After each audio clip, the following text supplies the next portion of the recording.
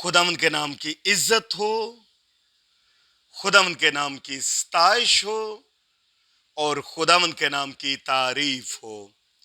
आप सबको पास्टर काशिफ गिल और जॉन कमर मिनिस्ट्री की तरफ से मसीह यस्सु में सलाम पहुंचे। मैं ईमान रखता हूं कि आप सब खैर आफियत से होंगे। आज हम खुदावंद के कलाम में से सीखेंगे माफ करने के तल्लुक से।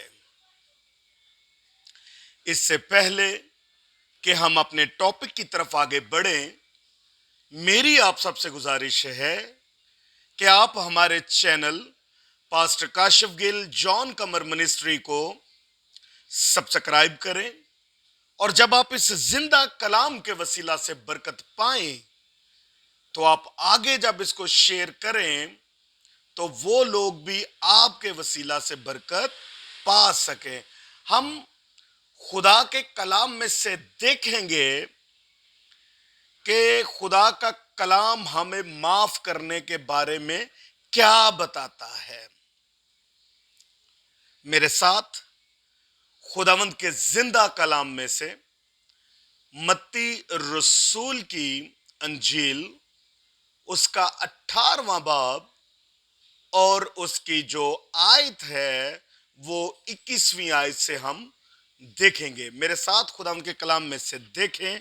खुदावंद के कलाम में कुछ यूं मरकूम है, उस वक्त पतरस ने पास आकर उससे कहा, ए खुदावंद, अगर मेरा भाई मेरा गुनाह करता रहे तो मैं कितनी दफा उसे माफ करूं? क्या 7 बार तक? यीशु ने उससे कहा, मैं तुमसे ये नहीं कहता कि 7 बार, बल्कि 7 दफा के 70 बार तक। खुदावंद के पाक कलाम के पढ़े, सुने और समझे जाने पर खुदावंद की बरकत हो। आमीन। अजीजों, माफ करना क्या है? हम अगर आदमियों के कसूर माफ करेंगे तो तभी हम खुदावंद के बेटे और बेटियां ठहरेंगे। हमने खुदा के कलाम में से देखा कि पतरस रसूल ने खुदावंद यीशु मसीह से कहा कि ऐ खुदावंद, मैं अपने भाई को कितनी बार माफ करूं? क्या 7 दफा, 7 बार तक? मसीह खुदावंद ने कहा 7 दफा से 70 दफा तक। हम खुदा के कलाम में से देखा 7 दफा के 70 बार तक तू अपने भाई को माफ फरमा, क्योंकि मसीह खुदावंद दिलों और अरादों को जानने वाला है। वो हर एक बशर को जानता है कि उसके दिल में क्या है।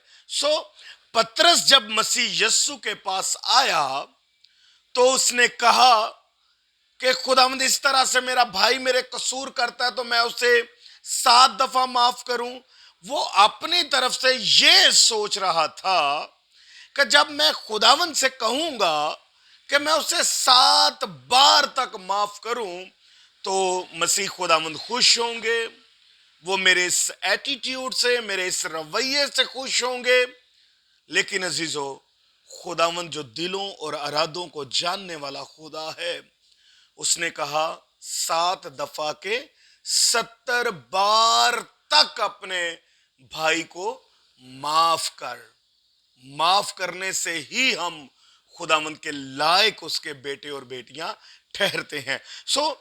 हम इसमें देखते हैं कि यूनानी लोग जो थे, उनके दरमियान ये मुहावरा अक्सर ही बोला जाता था, 7 दफा से 70 बार तक।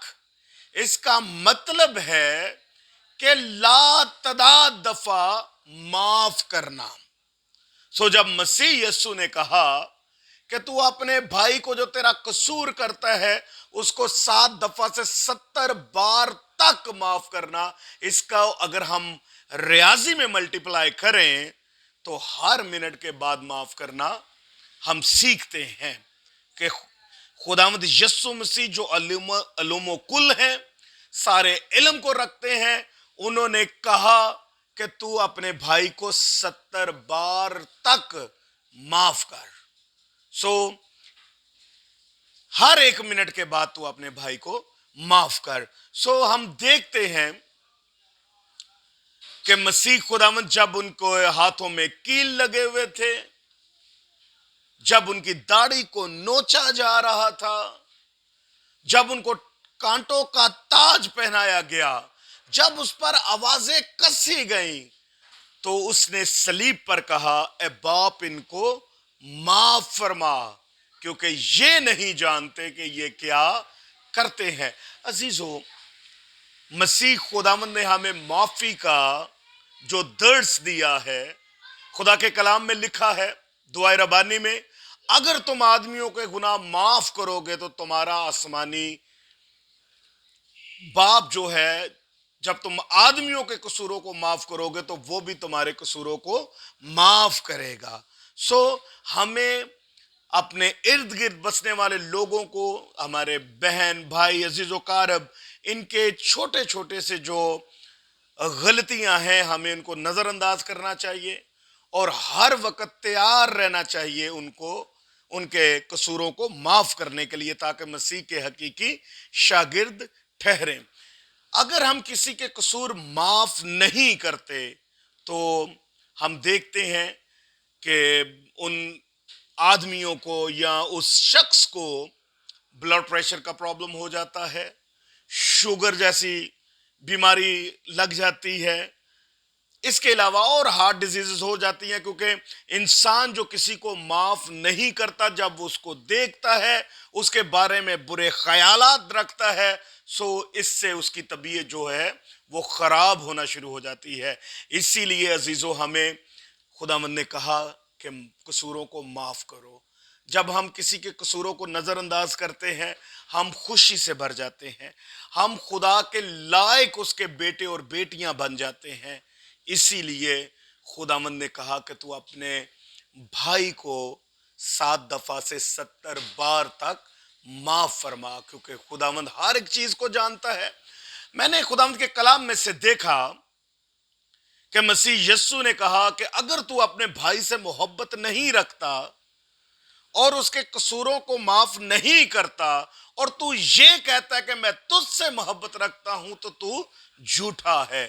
کیونکہ تو اپنے بھائی کو جسے تو دیکھتا ہے، اس کے قصوروں کو معاف نہیں کرتا، اس کے ساتھ تو محبت نہیں رکھتا، تو تم مجھ سے کیسے محبت رکھ سکتا ہے جبکہ تو نے مجھے کبھی نہیں دیکھا.